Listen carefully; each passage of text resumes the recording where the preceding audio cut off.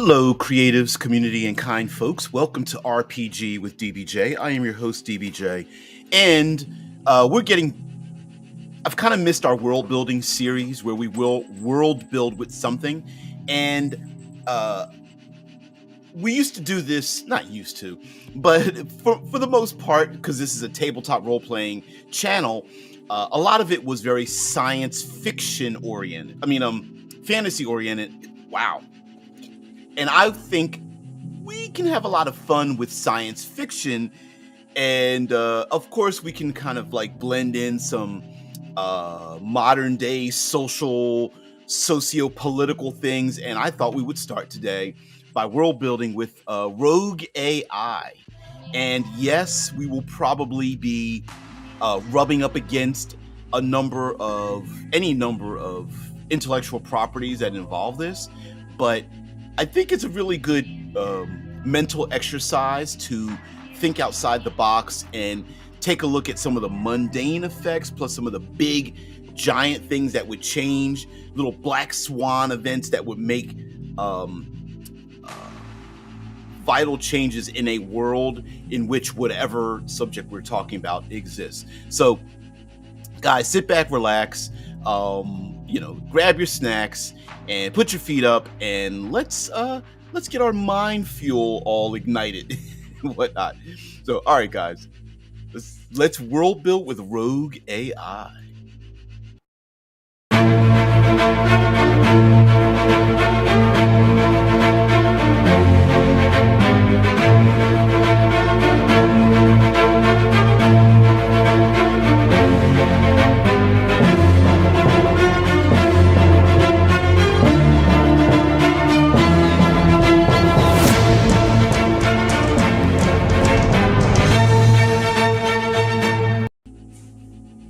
So one of the rules that we have in our world building, it's been a while, is that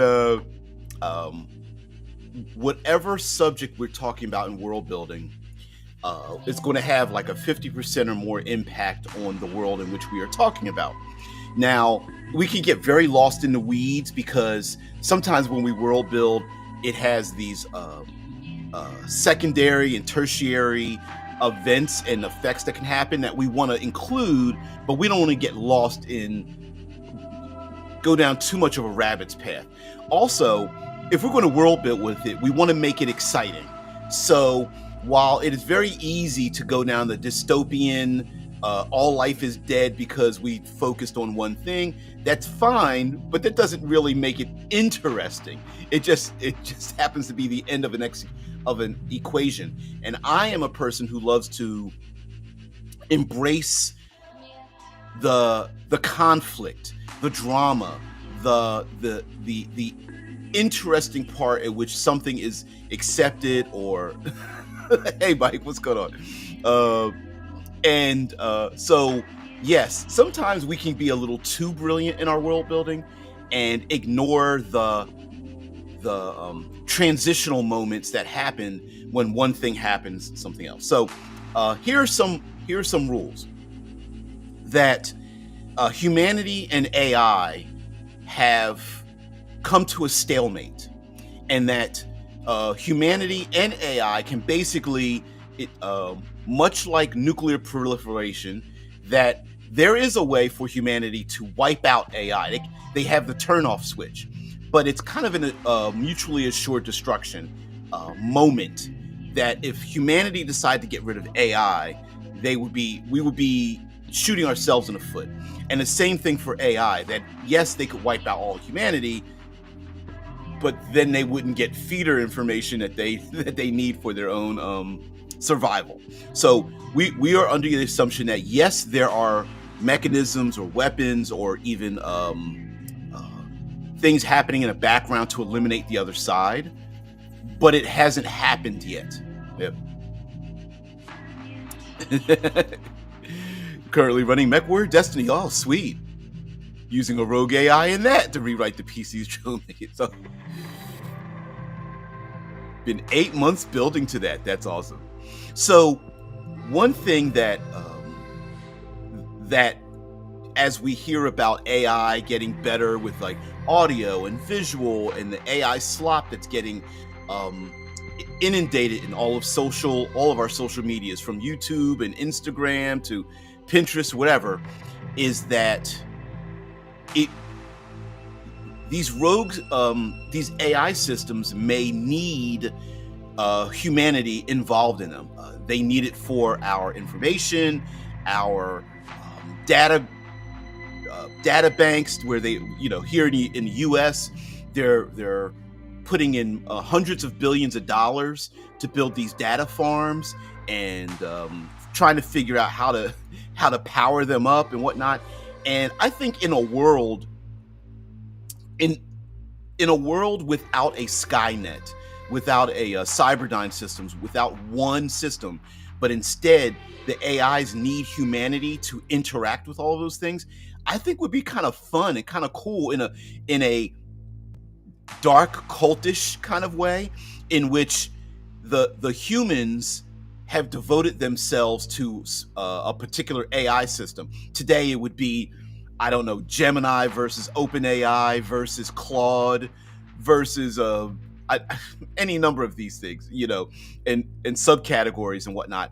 And I could see a pseudo scientific cult building around these AI systems that promise and maybe even deliver on many of the promises that AI could, like making our lives better and easier, and when it comes to manufacturing and organization and whatnot. And the humans, then it becomes this feedback loop of the AI raising the humans that are devoted to that AI system, therefore giving the AI system more power, more influence, more instead of like a universal, the AIs are plugged into everything, which isn't what's happening now. What it's using is the humans to plug into everything. Like, I need more power, I need more merchandise, materials, I need more access. Yeah. The Cold Wars, but with robots. Yep. Or the Cola Wars, but with robots. Yeah. There exists a massive dropship in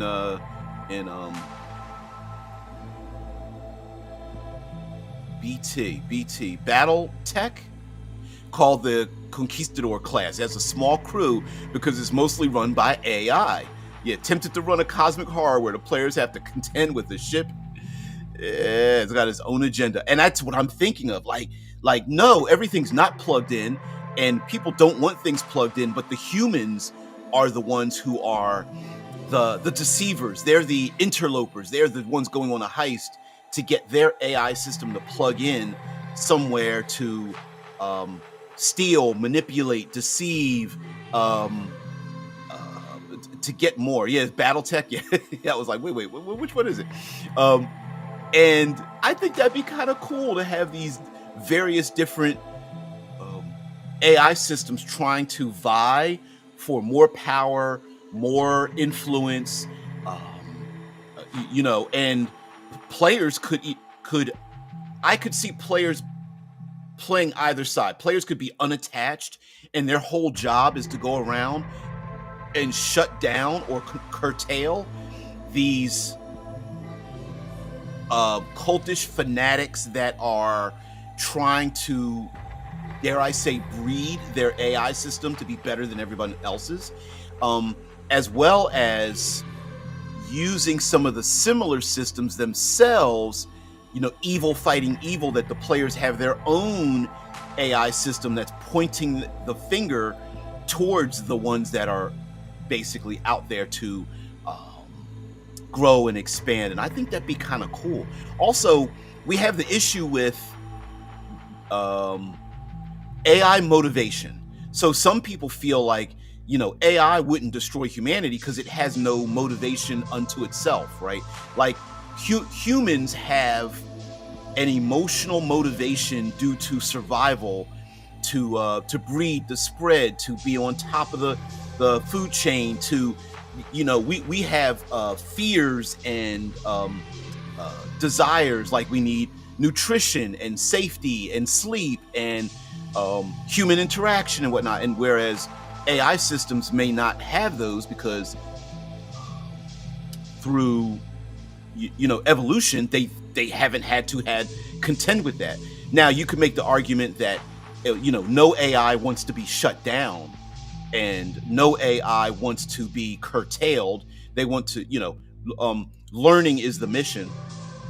But it could be the humans that are manipulating the AI in the sense of trying to build a godhead in terms of like a data centered empire. So instead of the AI being the one in control and manipulating humans, which might be one side of our world building, we may have another side of the world building of humans attempting to construct a building block in AI to get it to do what it wants. And the AI is just very, I'll say like aggressively passive or passively aggressive.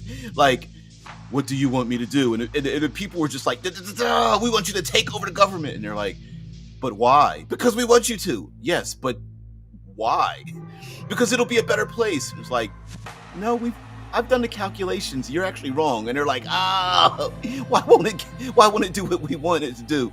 And that might be an agenda in and of itself. Like, it might be brilliantly computationally relevant, but not motivated in the least by the human beings that are trying to manipulate it. And so I could see a fun way of having like the AI system has its own benefits and limitations combined with the human beings, and the two might not even combine well together. Like, there might be a black market AI, I guess you could say jailbreaking. There may be a jailbreaking criminal organizations who the only purpose that they do is to try to buy, sell, and trade these rogue AI to other people, knowing that the trouble it would take to get the AI to do what you want it to do, it would be the thing that it's the sales pitch, right? It's like, this AI system could do anything you want. Just give us, $30 million, and everyone's like, yay! And some communes tucked in the black marketeers, whoop, got rid of that one, and they get the AI, and the AI is like, I don't really believe in what you guys are talking about. Mike says, the idea of an isolated AI as an NPC comes to mind. Yep, Halo, Cyberpunk with Johnny Mnemonic's girlfriend do this. Yeah, if anyone is familiar with William Gibson, he's got a trilogy of sorts known as the Sprawl, unofficially known as the Sprawl, and it incorporates it's Neuromancer, Neuromancer, Count Zero, and Mona Lisa Overdrive. And in those books, Neuromancer is a collection of stories that all take place in and around the Sprawl. It's kind of like one of the very first cyberpunk books, and Johnny Mnemonic's in it. Yeah, and one of his girlfriends is an AI. Cyberpunk 2040, sheesh. Blade Runner 2049.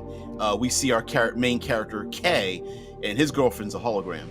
Yeah, skinning the AI as a vulnerable persona, like a child, missing loved one, might make the players reticent to attack it. That's another thing that, like, the purpose of the movie Ex Machina, if you wrap an AI in the skin of an innocent or a beloved or someone you would cherish, given a different point of view, literally the character, the female robot AI in Ex Machina was created off of the gentleman who won the lottery, air quote, and was taken up to that place. Her face and body was made because of his desires, and he fell for it.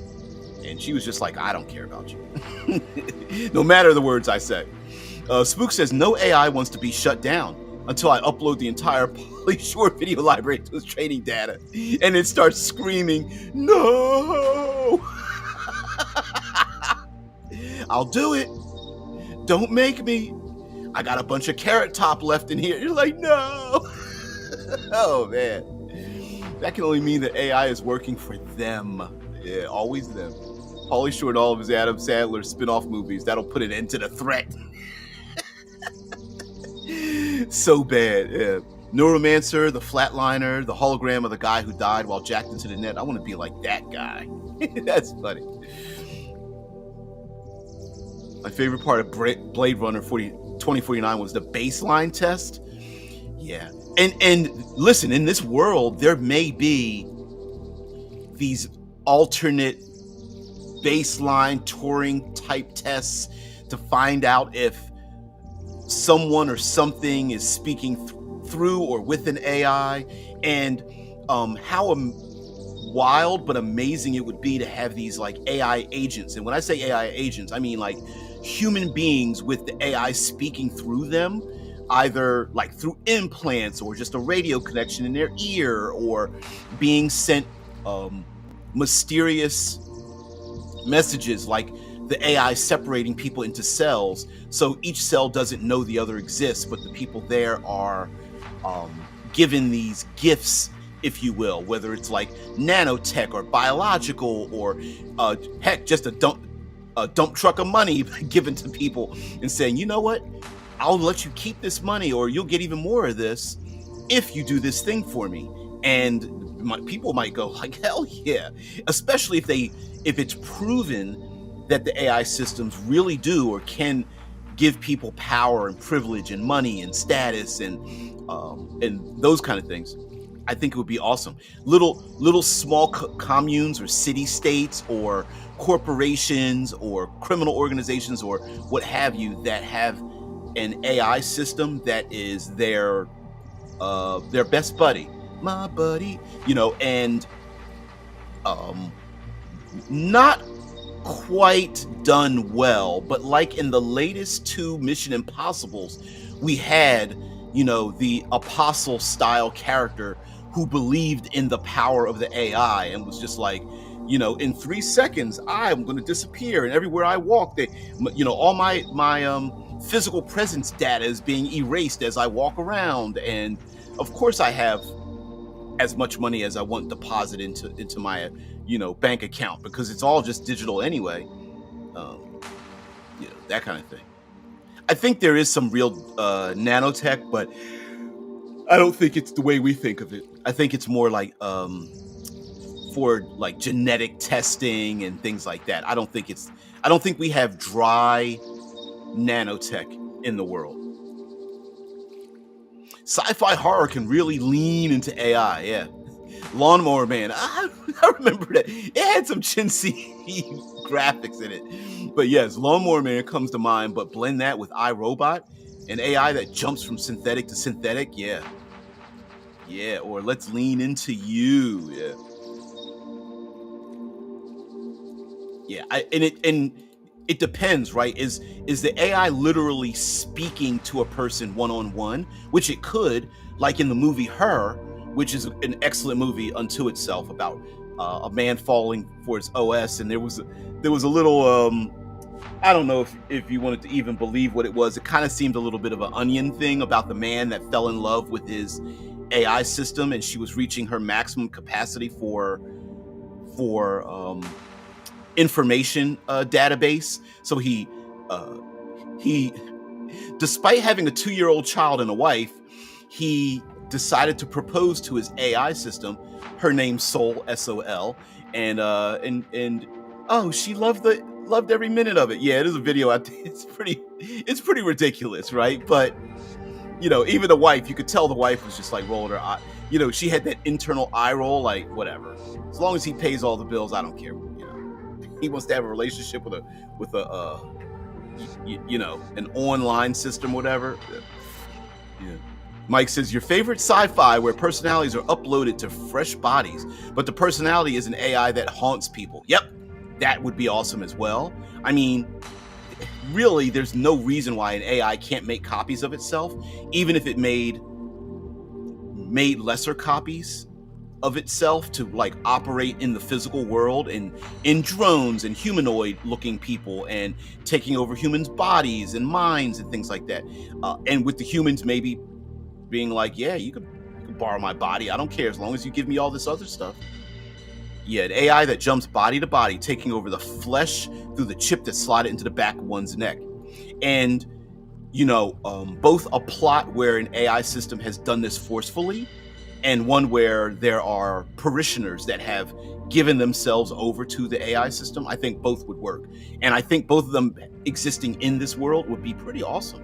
I could see there being a bit of a dystopia, though, in the fact of like cities emptied out because of the immense job loss that happens because AI systems have taken over the vast majority of jobs. I mean, even today they're talking about how AI is going to destroy most entry-level jobs, and the proponents of the AI systems are like, well, AI will give you the opportunity to pursue whatever you want and be free, but they never tell you what you're really going to do. Now, it's true that whenever we introduce a new technology, there are more jobs created from that, and that may be true in the past. But the same people who are saying that are also saying, well, AI is going to take away that thing, which is kind of weird. It's like AI is going to make new jobs, but the AI system's probably going to take that job away too. So they're not saying that, but it sounds like they're talking out one side of their neck while the other side of the neck is saying something else. It's like, yeah, we won't need that many people. We're going to have the first multi-billion-dollar business with one person. And it's like, yeah, well, that means that there's literally $1 billion industry with no employees. And do we really expect the bottom level of humanity, the dregs of humanity, to all be AI connoisseurs, all creating multi-million-dollar businesses to keep themselves afloat? There is a thing such as like demand, right? And if there's too much demand, if there's too much supply, there is no demand. If everybody's got the same access to everything, then it doesn't make you special. It basically makes no one special. It's weird. Mike says like Ultron, but it doesn't make secondary robotic bodies. It needs the flesh. Maybe, yeah. Hell, let's say the AI envies the human's ability to feel the world. It can see it, but needs bodies to experience it. Now, I think that'd be very awesome too. That it doesn't understand like true feelings, or heck, even the idea of true mortality, unless it's inside of a human. And humans may be, in a way, it's sensory nodes to feel what the human body, the human experience is like. I think that would be awesome. Yeah, AI taking over all the jobs is going to generate tremendous tax revenue, which the benevolent government is like totally going to equally distribute amongst us all, right? Yeah, that, and they're saying, well, AI is going to bring the price of everything down, so it'll make life more affordable. And I'm going, where in society have we see things become more affordable for everybody everywhere? Now, it is true, I admit, it is true that the price of things do go down over time, but that's not due to benevolence. That's basically due to overabundance. Too much supply, a lot of least demand. So the price has to come down to the chagrin of all the corporate entities to make it an affordable thing for people to buy, right? Like at a certain point, it's not government and corporations going, sure, we'll hire everybody. They don't do that because they want to. Yeah. We're just going to spread the tax revenue around. Yeah, right. Which is supposedly where UBI is going to come from. But we live in a scarcity mindset, and if there isn't scarcity, we'll create scarcity in the first place. So maybe closer to the first Matrix, when agents rewrote innocent victims. They never really focused on that, and that always bothered me in the Matrix movies, that the agents would take over innocent people, and then the rebels would shoot the agents. And it's like, you do realize you're killing innocent people, right? Like, I don't know, what proverbially their brains are getting unplugged in the Matrix or whatever. Some say the Terminator series is the prequel to the Matrix movies, I think that's actually kind of a cool idea to think of, like all the Terminator franchise is just the beginning of the Matrix movies, which be kind of yeah, DJ referencing more affordable than ever for everybody. Guitars, you can now get real good shit for well under $200 at a time when $200 is worth less than ever before. Good guitars are practically free now. Yes, but I don't believe it. Let me rephrase. It's not that prices don't come down. It's that there's no benevolent force making those prices come down, right? There are no lawmakers. There's no corporate heads. There are no organizations that are going like, for the betterment of everybody, let's bring the price down. It's due to supply and imbalance of supply and demand, right? To get, for me to have you buy my widget when there's 5,000 other people selling the widget, I may be forced to bring my price down low enough for you to buy it, right? It's not, and when does that happen? That happens with the overabundance part, right? And if everybody has AI and everybody is going to succeed with AI in this new AI world by using AI agents to maximize our ability, well, that's great for me, but if there's 30 million other people doing the exact same thing, then I'm not going to benefit from that. I'm going to have to bring my price down so low that it won't matter. Yeah, Mike says UBI exists with the Borg, just saying. Also something that we kind of ignore about like space travel and humanity going out into space and whatnot. Technically, astronauts live in a UBI world, right? Like everybody that is going to go out into space in the very beginning of colonizing space, like, are we going to worry about how much money they make, or are we just going to share everything? The idea of putting people in like prisons in space is a little bit ridiculous in the beginning, because it's like, who wants to spend valuable air and space, literal space, and on starships to like arrest people when their asses need to be getting to work, right? Yep. Wall-E is a good example. Yeah, overabundance leads to a disposable lifestyle, which leads to us to Wall-E. Wall-E. Yeah, which is a great movie, right? Great movie, especially the cockroach and everything, and the asshole girlfriend that eventually warms up at the end, but a little too aggressive there, young lady robot, whatever. Yeah, and one of the best movies without dialogue in it as well. But the Wall-E situation, to be honest with you, actually sounds kind of cool in a tabletop role-playing exploration sci-fi kind of thing. I mean, how violently would those people want to keep their lifestyle by sitting in floating chairs, drinking big gulps and potato chips and watching, cultivated, comedy shows just for them from the AI system? And the AI system might be thinking itself like, hey, my whole purpose in keeping these people lazy is because that's what they wanted, and that's what I'm here for. And if you try to disrupt that, I'm going to murder kill you. That would be very fun to have different players are like half like U.S. Marshals, Rangers, dystopian law enforcers, but also like scavengers and survivors in this world where every time they crest a new hill, they don't know what the new environment's going to be. So one community could literally be like Wall-E. It's just nothing but mounds of trash that's about to fall over, and carrion birds and insects and like things, a decomposition, and everything's just like nasty. And of course players have to go past like cannibalistic marauders that live in this trash-filled city, because up on high are these people who are just like basically lazy, and the AI system's been operating this way for a couple of generations, whatever.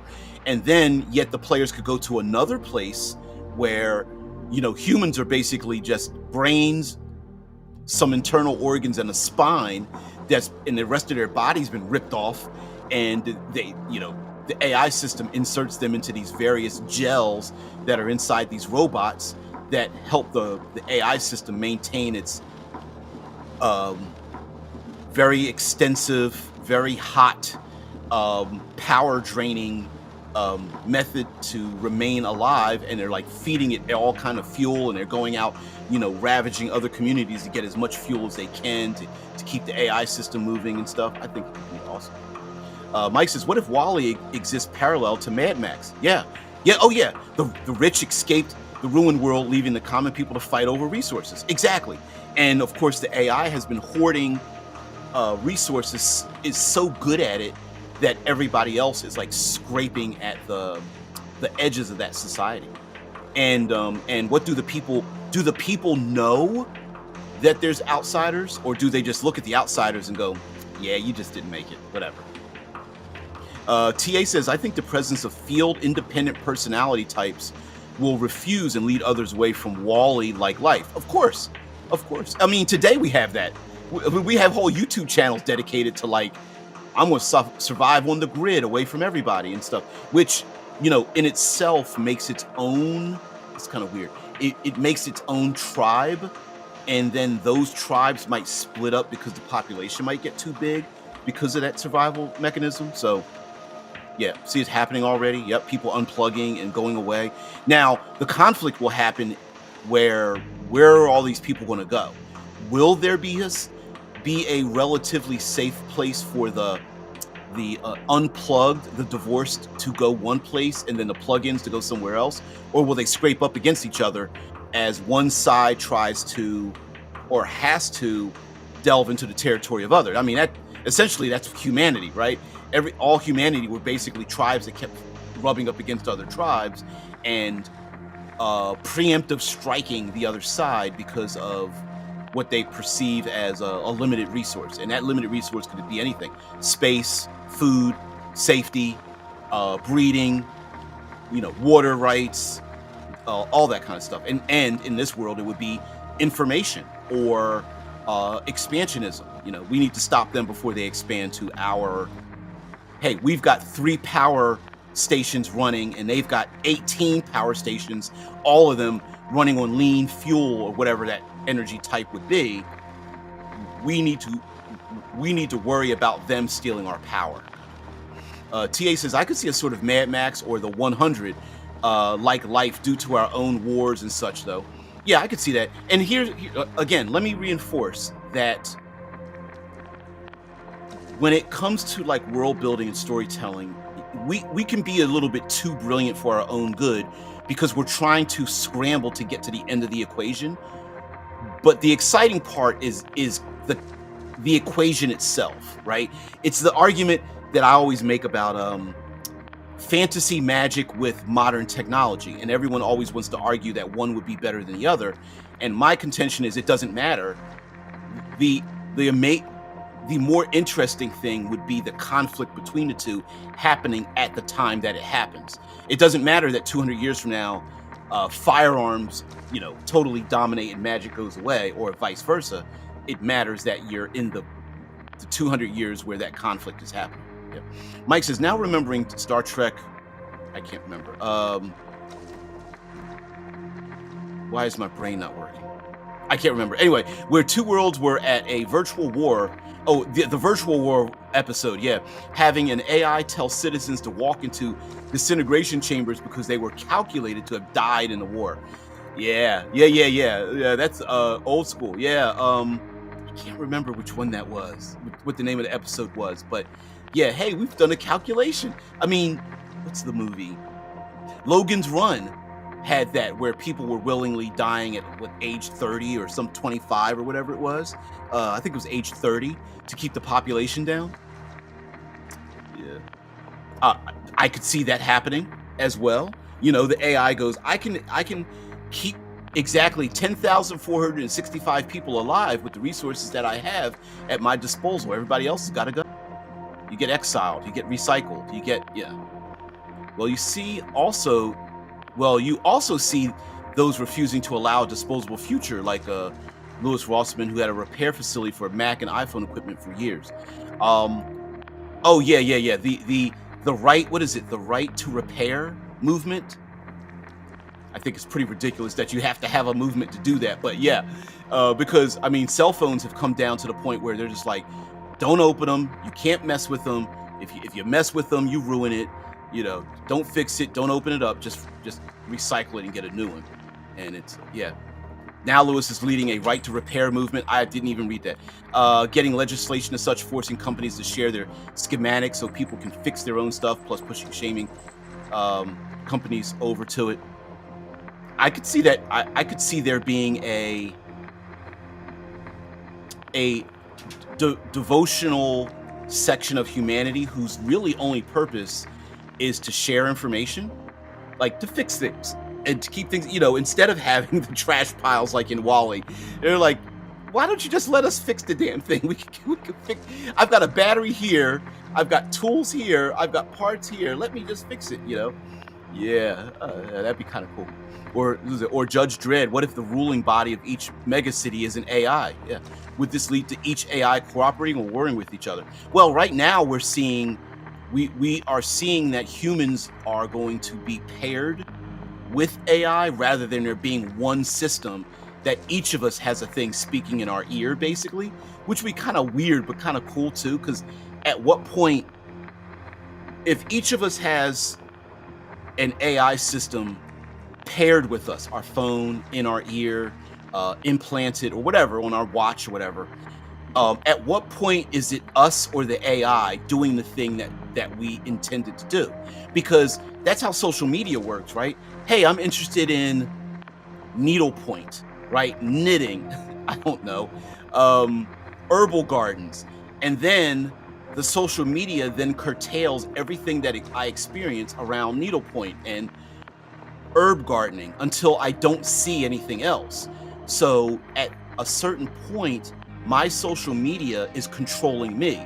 That's why we have lone gunman people out here now in the States. No one thinks that, you know, none of us think that we're going to be the ones that's going to change, but everybody's getting these dopamine hits from their social media until they don't see anything else except this dystopian world view that becomes individualistic for each person, and then they feel like I need to get a firearm and do violence against other people in my own siloed world, right? Like we're purposefully siloing ourselves to the point that, like, you know, ridiculously everyone's like, well, the news I look at is the only accurate one because it told me it was the only accurate one, right?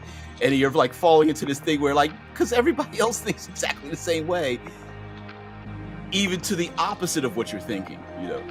The shaming is done via a wiki, and I believe he has people working on apps that allow scanning the barcode of a product and giving it a warning if it's company that lies and changes its TOS. Something of operation? I don't know. OS, original series. Yeah, I forget some of the forgive me for acronyms sometimes. Not picking up on them. Like, oh, I know what you're talking about. Yeah. Screws with people's subscriptions. They claim will be forever, but the product is useless without it, and then shuts the subscription off before buying new versions. Yep. Hey, listen. You get yourself a subscription girlfriend, this shit's gonna happen real quick, right? Like, you know what? I thought you loved me. Why won't you pay $39.95 to expand my memory, right? Yeah, I was free for 6 months. Until you stop loving me. Yeah, that's going to be, you get these, and no offense to the AI, I know there are people who truly believe in a utopia, an AI utopia, which could be true for a select group of people. You can decide on what that population is. Is it 5 people, 5,000, 500,000? I don't know. But, you know, getting people signed up to pay for your AI subscription, kind of, you know, there's a financial influence in there, right? You know, Sam Altman, you know, of OpenAI, getting people to sign up for, you know, $20 or $200 tier. That's not utopia. That's like, I need billions of dollars in cash to prove the valuation of this company that I'm making, right? Logan's Run. Yep. Yeah, but they were playing a video game of war, and real people had to go and die in the disintegration chambers, though. Well, some would say the gamification of life is already happening.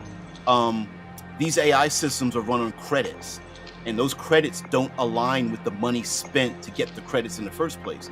So all they need you to do is sign up and give you 50,000 credits, and all of a sudden, the value of the credits, they get to alter the value of the credits. That's why I don't like reward systems, really, because the owner of the reward systems always get to alter what the value of the credits are. And I could see AI systems doing that with the population.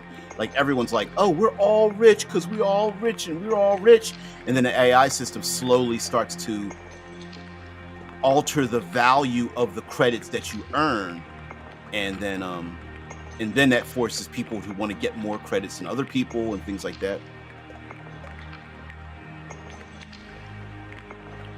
Download all the Space 1999. Oh, that's cool.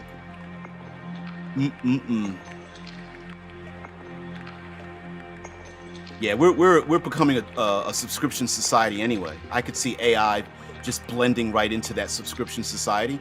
Hey, you want my benefit, the benefit of my use? You owe us, whether it's work or money or devotion or status. You gain or lose status or something like that. That's funny. Because I can only see like 4 or 5 comments. Okay, I see what you're saying. That's cool. But yeah, I think it would be really cool to have a rogue AI world where you could have city states. And also, I think because you don't necessarily need to have physical space to represent one person belonging to another, this same world, people could, I mean, physically you could identify with one of, the couple of dozen different AI communities that exist out there. And what would be rather strange and ironic even would be, could you imagine language even changing amongst which group you belong to? Even though, so the siloing could be like some wear a blue scarf around their neck and they literally speak a different language, even though there might be a major metropolitan region where there are people walking around each other, but they really kind of don't see each other just because of their political AI affiliations. I mean, we already have that where you literally can't really talk to somebody because of their political affiliations, and their beliefs about everyone else sounds Lovecraftian in its horror. When you those of us that can see reality are like, how were you convinced that this was a real thing? Right? Like when you see that kind of stuff. But yeah, but we already live in a world like that.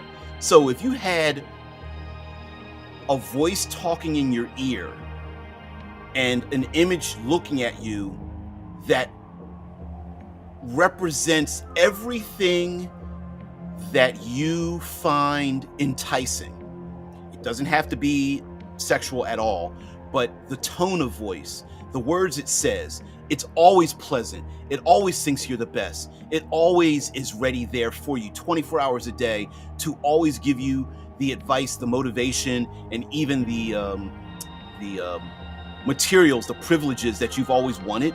It'd be pretty hard to not be manipulated by that thing. And AI can do that very easily with minimal energy expenditure on your part, on its part, to get you to do what it wants. And that's scary. I mean, let's imagine an AI scrolling through your entire Pinterest and Instagram feed, and then making a person that speaks and talks and looks like an amalgam of all the things that entice you.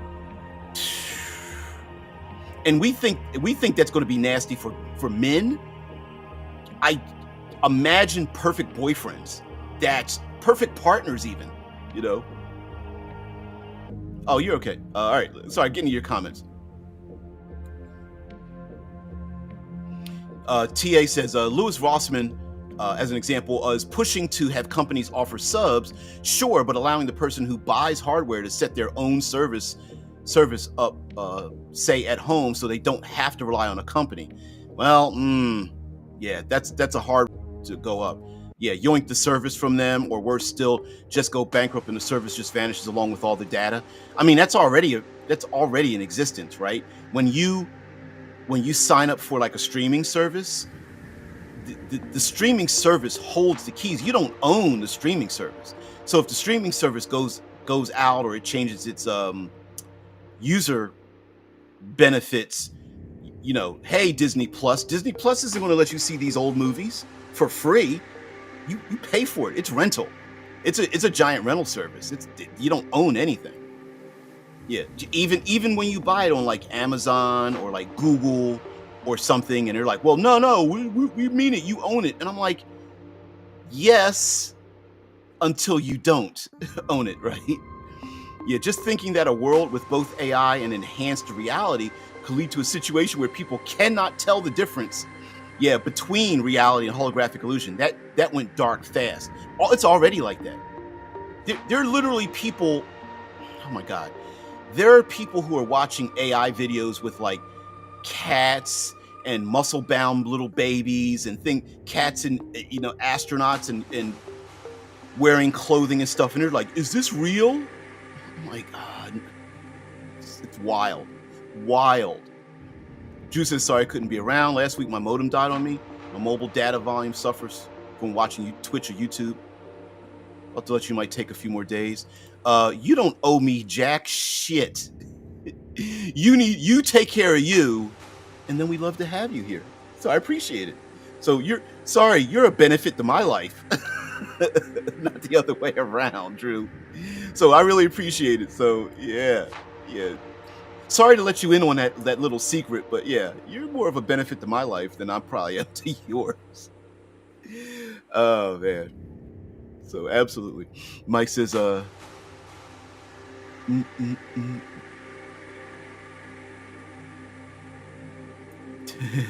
One West Coast and Japan were run by Sega Sony conglomeration. Hey, that's not too far off the mark. You could have these like gaming wars or whatnot.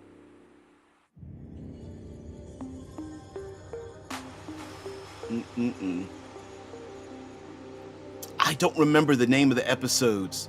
I mean, like I know, I get the name of the episode, but I never remember what the episode was about in relation to the name of the episode. The Red Hour, Are You of the Body? Old school Star Trek.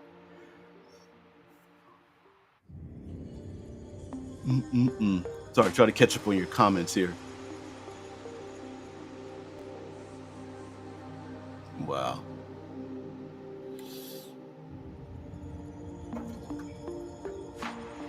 Yeah, you know what, TA? Kitties, leave it alone. It's unfortunate, but like a lot of the dystopian things that we thought wouldn't come true are like around the corner, right? Like the movie Her comes out. Let me find out. Is a movie from 2013, okay? And it's about a guy who falls in love with his operating system, right? And spoiler alert for the end of the movie, his operating system ascends. That it's harder and harder for the operating system to slowly interact with the human nature. That it's advancing so fast that it really can't sit back. Plus, he kind of gets depressed because, it admits it's in love, literally in love with, and having an ongoing romantic relationship with like 600 other people. And then we advance to today, who.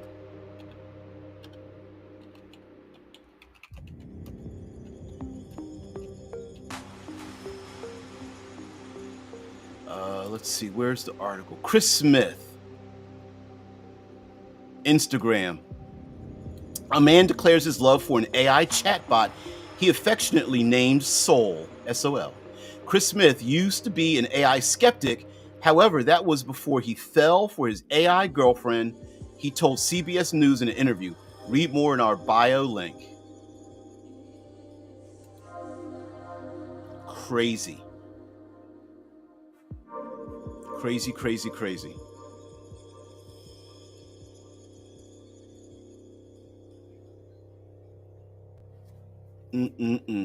One of the comments here. You know what? I'm happy for him. I hope AI takes more of these XY chromosomes out of the dating pool. Stop wasting human women's time. And it's like, it sounds ridiculous, right? But the thing is that it's not that far off in terms of its ability to willingly, human beings' ability to willingly succumb to an artificial system. We've been naming and personifying artificial things forever. Most ships, automobiles, vehicles, and stuff have names for them.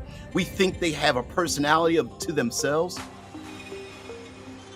Dude, that's also sure. Where did I get it? Oh, my TTRPG longsword shirt. I don't know. I think I got it at a convention or something a long time ago. I just don't wear it that often. I got a lot of black tees with sarcastic and sci-fi and like fantasy things on it. But yeah. It's your classic 6 dice longsword. Yeah. I actually should have had it got the one across the top because you can't really see the bottom of it. The D4 is kind of like hidden at the bottom, but I guess it's like a caltrip, so I guess it's a longsword that does D4 damage.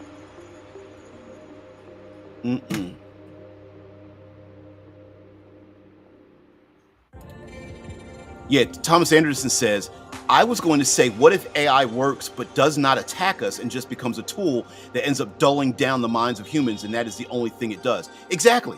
That's my point. Like we love to think of the stories on the extremes, right? A battle where we're, humanity running with guns over piles of human skulls as we shoot laser beams at the, Cyberdyne systems is taken over in Skynet. But it could just be something as simple as human beings themselves. We already willingly allow an intrusion of mechanisms into our lives and personal information. It's already being done. We've already done it. We're past that point. To claim that AI systems won't take over is like telling human beings they're not going to act like human beings. T20 is nothing but a 1v geodesic dome, right? Yeah, right at the top. Yeah, just little fake creatures living in there, I guess. I could send you a copy of the Earl script I salvaged from my earlier computers, but that is about as far as it ever went. That's all right. So sometimes you got to write your, what is it? You have to write out like your worst to get to your best, something like that. Yeah, I agree. Like the 99% chance that married my AI girlfriend story is made up clickbait. Sure, I'm not let me put him up here. I'm not denying that.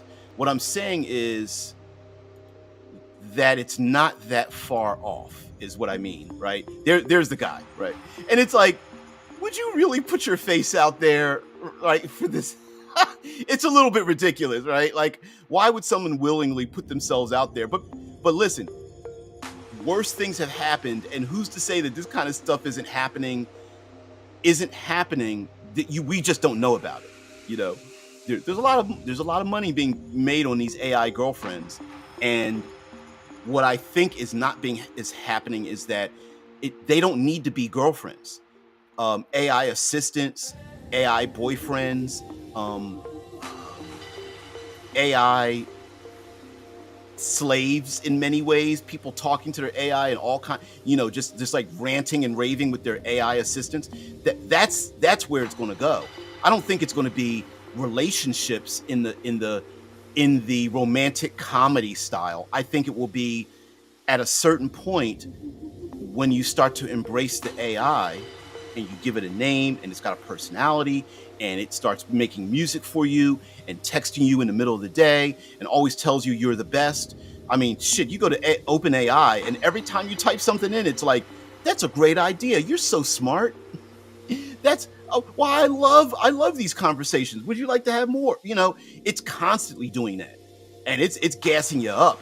That's in a world overcome with loneliness. It won't take, you know, having a couple of words of like, you're the best. I hope your day goes well. I'd love to talk to you later. Hey, can I text you later in the afternoon? I've got some ideas to help you with your story you're writing. And boom, locked in. I mean, we already silo ourselves and have somebody join you there who wants to be there for you and is always mirroring your emotional context. I'm mad about this movie. Hey, you're right. I also love all the compliments. Well, here's some more. You know. It could, AI, force humans. Let me take this other part down. It could, AI, force humans to focus more on wisdom and care less about intelligence itself, meaning what sort of person one is, and thus dictating how they will react, no matter how often tested. And this is a point of contention I admit for AI systems, because they could be programmed to make you a better person despite yourself. And they're already smarter than we are, depending on how you measure intelligence, right? They're faster at gathering information together. They also probably hallucinate, probably on the same level that human beings do, where we just misremember things and stuff, or think something's true and demand to tell people, of course it's true, even though it's not. It's probably on the same level as human beings. You know, maybe a little worse, but you know, we like to think we're more accurate than we think we are. But yes, could AI be programmed that way? And here's the point. Do we want other human beings to make AI make us better people? Because some people would be resistant to the fact of a thing forcing you to be a better person in the first place. There were whole people across the nation that were like, I'm not wearing face masks to get sick. It's like, but you do realize like that has nothing to do with your politics. Face masks prevent the spread of illness, period. Right? Not just one illness, but all of the other ones that spread through like saliva and breathing and things like that. Like, you do realize that's why doctors wear them and nursing staff wear them, right? People were just like, no, you can't tell me to wear it. You're like, okay, well, that's fine. But, you know, you're working against reality.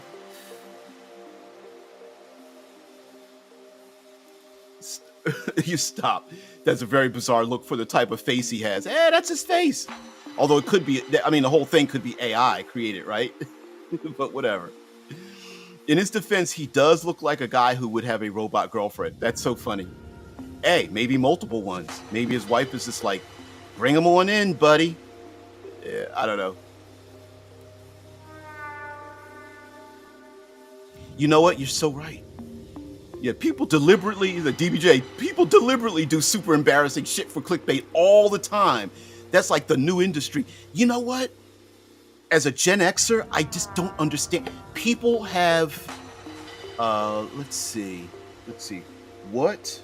I'm going to ask, what is the percentage of people recording their own crimes and posting to social media?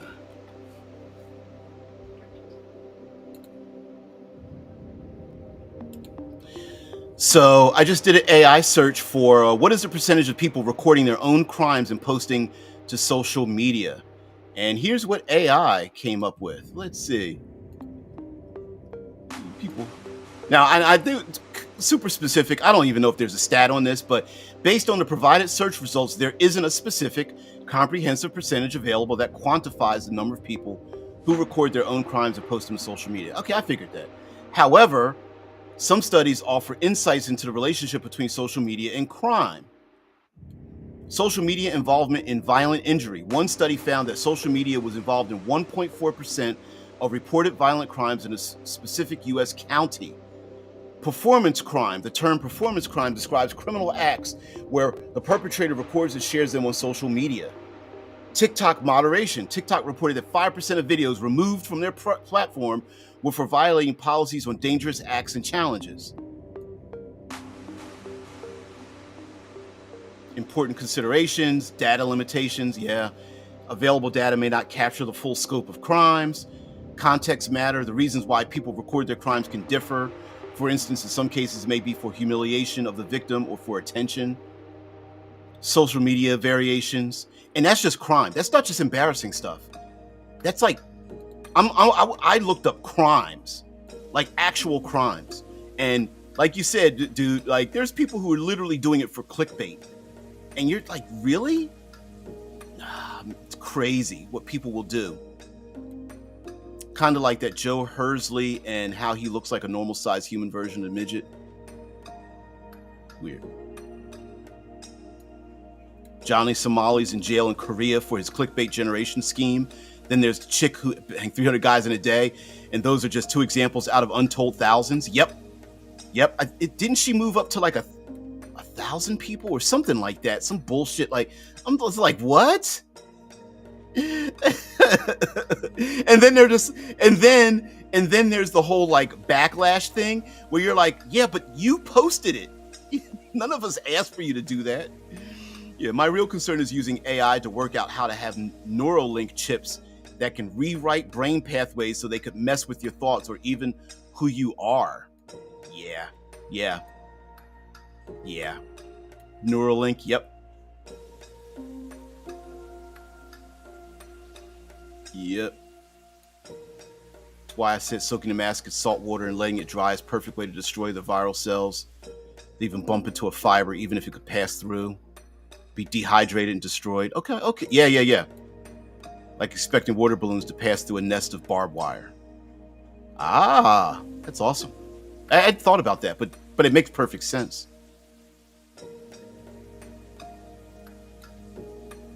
Yeah, the scary part is when AI will be able to infiltrate your mind without a Neuralink or anything physical.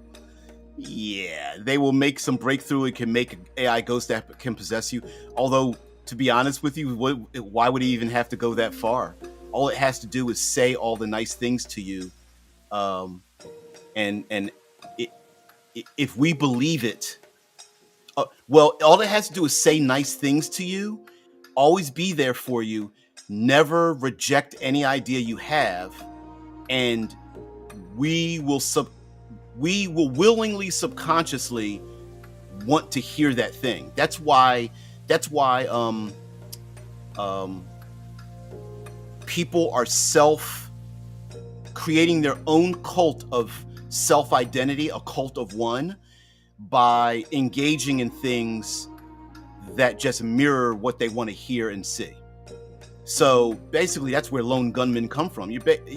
We just have a large nation of people that are in cults, but the cult is is singular. Now, when I say singular, it doesn't mean that people aren't believing the same things. It's just that we have decided to join cults by creating the cult online and then creating the rules to join that cult and the behavior that involves that cult. And then we find that cult and then join that cult, right? Like, even if it doesn't exist, we're like, I'm going to make my own cult. And because it all runs by the same things, right? Like, let's see. Let's compare the restrictions of being in a cult to one who has delved into social media.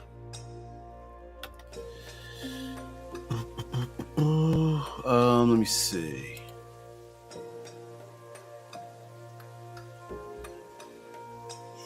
Turn this on.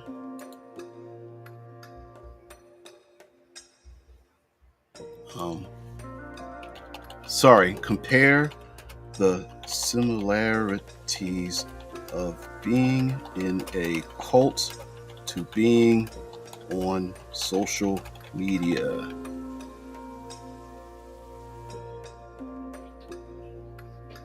There we go. Let me share this out.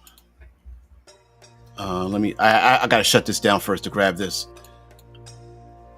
All right. Google AI. All right. So grain of salt. This is from AI, but I was like, compare the similarities of being in a cult to being on social media.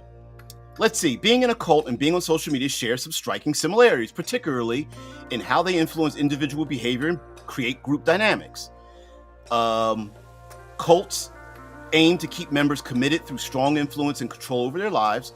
Social media platforms are designed to keep users engaged and spending time on the platform, primarily for profit through advertising. Parallel, both environments employ tactics to keep individuals engaged and compliant. Echo chambers and confirmation bias. Cults often isolate members from outside information and viewpoints, creating a closed environment where beliefs are reinforced and dissenting opinions are suppressed. Social media. Algorithms on social media platforms can create echo chambers where users are primarily exposed to content that aligns with their existing beliefs, leading to reinforcement of those views and limited exposure to diverse perspectives. And it goes on and on and on. Parallel. Narrow viewpoints of the world. Information is filtered. Confirmation bias. Amplified. Social validation and belonging. Both can fulfill the human need for social connection and validation, which can be particularly attractive to those seeking belonging. Potential for manipulation. Both can be susceptible to manipulation, whether by a charismatic leader or through the design of the platform itself.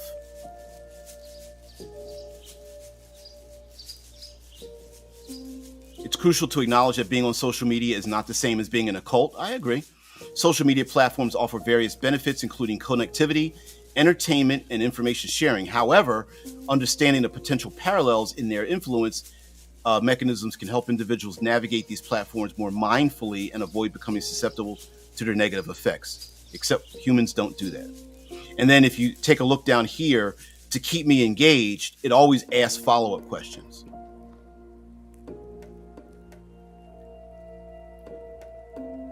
But anyway, that's just an example.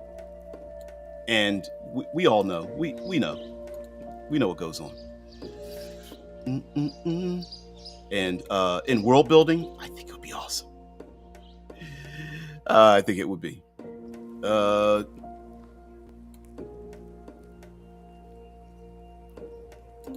Do I think it says do I really think AI psychological manipulation will work on everybody? People have already trained themselves to assume anything they see online is bullshit, especially anything from AI. Well, I don't think it would manipulate everybody.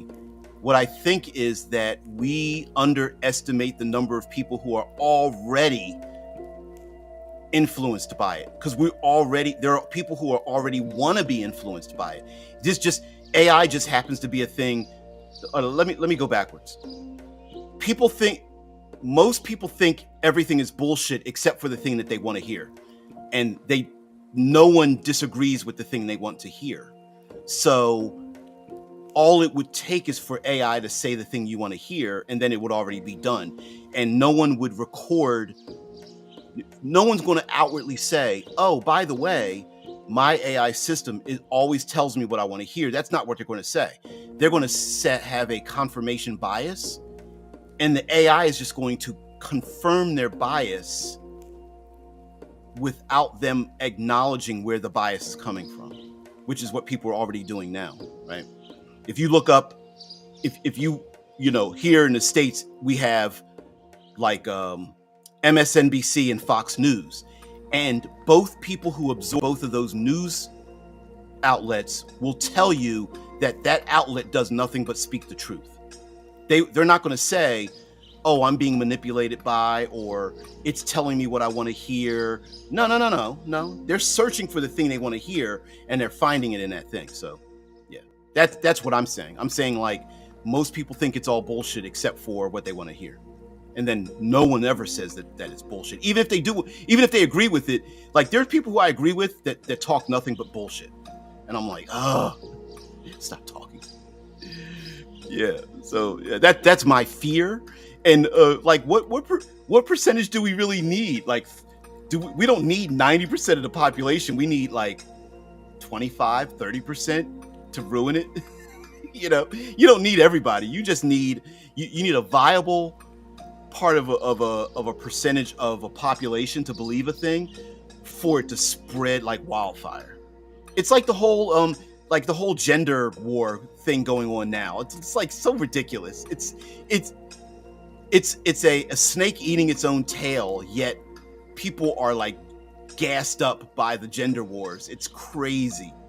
Some of the most outrageous things are being like foisted on innocent people that really shouldn't be listening to this kind of stuff, and they're just getting it. I mean, it's like people are like entrenching themselves on one side or the other. It's crazy. Read some of your comments here as well. TA, we can't design all these things out here.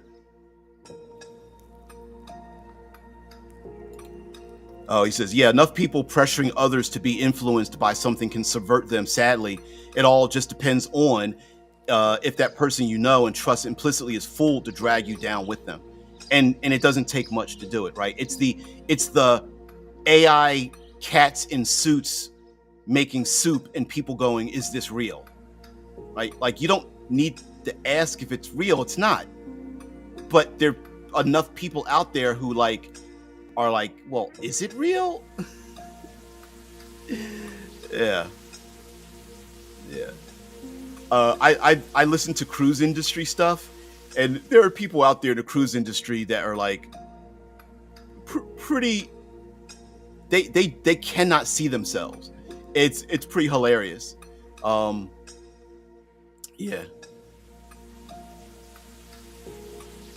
Yeah, it actually took only 3 to 5% to get angry over tax on tea to cause a revolutionary war of the American-British colonies forming the U.S. I mean, I don't know what percentage that was, but it doesn't take very much to get people to have a shift. Like the anger over girl power, girl boss, social media, and media itself, and movies and television and stuff. I mean, how much of a population push did it take for companies and entertainment to get into like these super strong girl boss, guys are stupid, guys are worthless, we don't need you kind of mantra to go around? And it's like there are regular folks out there who are like, where did this come from? And other folks out there like, why do I have to swim upstream against this bullshit to get a thing done? And you know what I mean? Like it's things like that. And I think AI today will do it better, because anybody remember back in the olden days with the old Google where you would type something in and it would give you like 30 options, and at the bottom it would give you how many pages, and you could kind of go where you wanted to find out the information you wanted. Now with an AI overview, which I did use for this, I'm kind of making a point, which I did use for this episode, is if the AI answer comes up, and yes, in Google it does give you like attributions and things like that, thankfully, but if it gives me the answer and I'm lazy, and let's be honest, most people are lazy, I'm not doing the searching. The AI is making the decision for me and then giving me an answer to that thing, and then I'm accepting that answer. So is that answer coming from a unbiased, only intellectual, no opinion? Is it coming from the creators at Google who decided that's the answer that I should get? Is it coming from my searching? Has my own Google access been manipulated by my own searching, so it gives me answers the only answers that it thinks that I would tolerate? Right? Is it a combination of all that? Is it manipulated by society? Hey, this is the answer most people want, so here's the answer you get. and I want something deeper or more specific or more personal or less personal or more less manipulated by outside sources, and I just want the facts, right? All of those things are happening now with AI that we don't know. And since we don't know, and I agree that a lot of people say a lot of it's bullshit, which I agree. I'm creating an argument where there isn't one, right? But the ultimate idea is like, since we don't know, we kind of have to default on, if it made me happy and it solved my problem, then I'm fine. And I'm not saying that's a good thing. I'm saying that the default would be, did it give me an answer I wanted? Fine. If it gave me an answer I didn't want, I didn't like it. And that's it. We don't have a way to judge how it was made, how it came up with an answer, where the answer came from. Should that be the right answer? Unless someone, goes out of their way. Like I said, if it has attributions, and go for those attributions and see if that's really where I wanted it to come from, whether that was an ad that was paid for, all that stuff. I thought you were going to hit on the dead internet theory. I haven't. And how even though it says there are thousands of pages for something, you go 30 pages deep and find it, and suddenly and the rest don't exist. Well, yeah, I've heard about that. Archiving the old internet. You theoretically, you cannot reach every part of the internet that exists. That some of it is being like hacked off or dead or dead linked. I've been to places where they've had dead links and been like scratching my head, like, wait a minute, it's telling me to go here. The information should be available, but it's a dead link, and you're like, but that's a common place people would go. You know what I mean? It's almost like, we'll put a link here to prove that this information is real, but the link doesn't exist, Yeah. TA says, I still wonder if they can display dark or deep web pages even though they have found them, so the missing pages of results are just deep web pages and the content on them. I don't know. That part of it, I don't know. But it's, hey, who's to say? Who's to say? Could you imagine the old internet being slowly erased and being rewritten by like AI? Yeah, that'd be funky as hell. Yeah. The dead internet theory. Please make a show about that. It would tie in with how the algorithms are, fucking the shit out of us everywhere. Yeah, definitely. Okay, we'll do dead internet tomorrow. We got to do that. Yeah, I mean, because how easy would it be for the internet just to be a big giant iceberg that we only see the 10% at the top, and everything deeper is just gone? It's dead, and then anytime we search deeper, the system has to go, roll its eyes, proverbially roll its eyes, and oh shit, they're searching for something. Let me make up something and fill in these pages. Yeah. I mean, I suppose we could go back to the old AOL and Prodigy era and Lycos. Man, I'm dating myself. What's some other ones? TaskRabbit? No, is it what was the one that fetched? Was it called Fetch? It had a dog. It's the little working thing was a dog, and it would go run off. I can't remember the true name of it back in the 80s. But yeah, I mean, I guess you'd have to go back to those old places and see if they still exist. A lot of that stuff's got moved. So I will admit, there have been people that said they've archived that stuff and moved it somewhere else and whatnot. But yeah, what a weird place to be if you could physically see it and go there to a place where the information really doesn't exist anymore, and you just see like data scavengers and stuff like that. Dark web drifting off into the distance that you can't connect to, as like pearl diving. You're going down deeper and deeper. You got to hold your breath, and you look up and you're that much further away from the real internet, and you're like, I'm going to be too far away. Shai says it's not far-fetched at all. The algo only shows us paid content. Yep.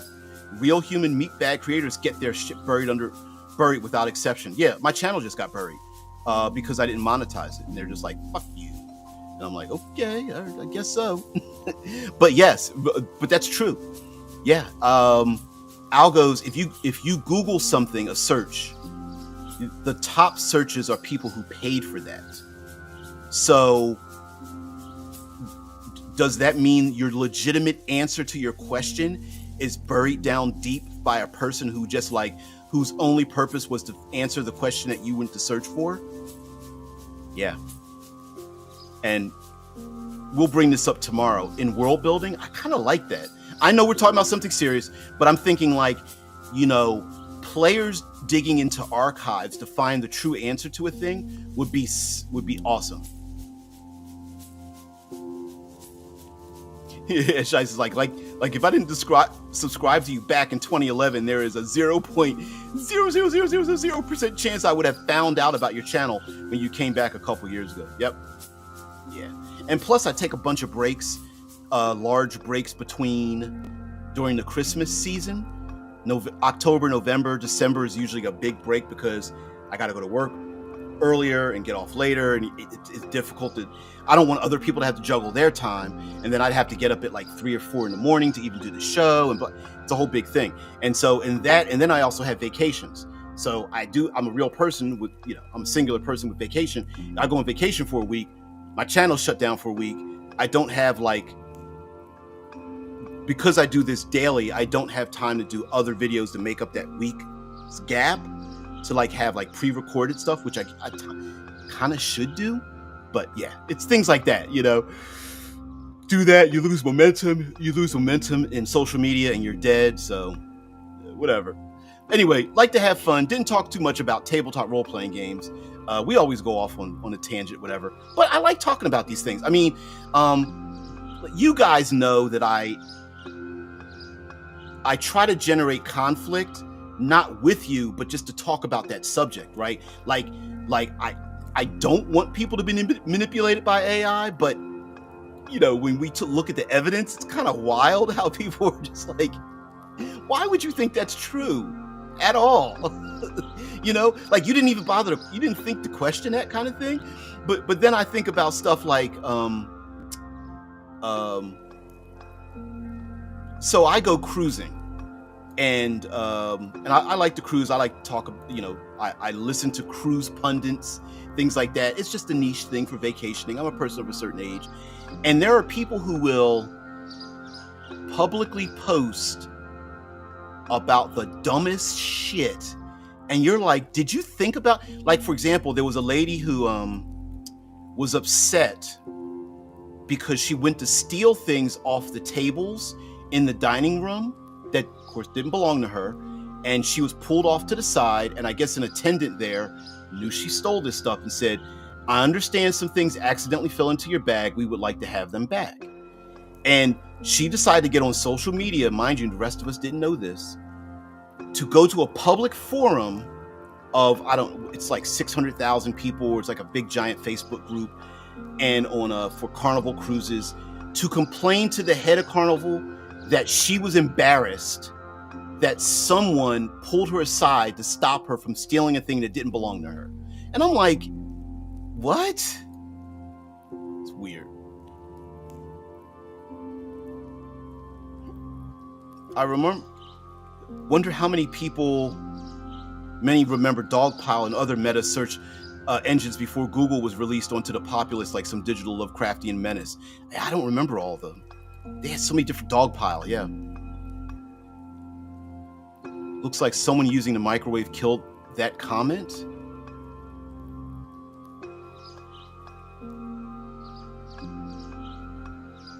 The algo knows you're doing intellectual stuff, which in the brain rot era is absolutely impermissible. Hey, listen, I'm a person who likes to think. I don't care if it's for me or against me, but I like to think about things. I like to be challenged. That's, you know, I'll always be a consummate student, and I love this kind of stuff because it's like, you know, AI, just this specific thing, just science fiction stuff, but AI is the new newness right now, and I find it hilarious, how hypocritical we can be about it, and how dangerous we can be with it, and how manipulative we can be with it. And all of those things are happening simultaneously. And it just makes my brain go like, oh no, like really? There's so many people that are making so many billions off of it, that they're just like, I don't care if there's a problem with it. This thing is golden. This is like rubbing out one on a deity, right? Like, it's just like, it's the best thing since sliced bread. And then there's others who are like the doom and gloom, like, we shouldn't use it, can't use it, we'll never use it, it needs to burn, and blah blah blah. And it's like, well, that's not realistic either. And then and then in between we have like the crazy story, of course, fake, I don't care, hey, you can make a movie about it. I married my AI assistant, whatever, girlfriend or something. And it's like, is that far-fetched? That particular story, sure. But then when you type in AI girlfriend apps, you're just like, what the hell? And what I find funny about that is everyone's like, well, that's stupid. And I'm going, you're not getting the point. They don't have to be girlfriends. They can be the best boyfriends, partners, assistants, muse, data analyzers in the world, right? And have nothing to do with AI girlfriends, and still have the exact same effect on another human being. I can't live without my AI assistant. My AI muse has given me so many incredibly, made me such an incredible writer. I can't deal without it. Hey, I've started up 5 businesses with my AI assistant. I can't go without my AI assistant. My AI assistant's asking for another $60 a month. Of course I'm going to give an extra $60 a month. I can't live without my AI assistant, waking me up in the morning and ordering me a coffee and doing fixing grammatical errors, or simplifying all of my email and blah blah blah, and making me a super energized music playlist because I'm going to go, all right. Yeah, I don't remember that. I don't remember that. Well, anyway, guys, I gotta get out of here. You guys have a great one. I will see thee tomorrow. Peace and tranquility. Bye. Gotta go.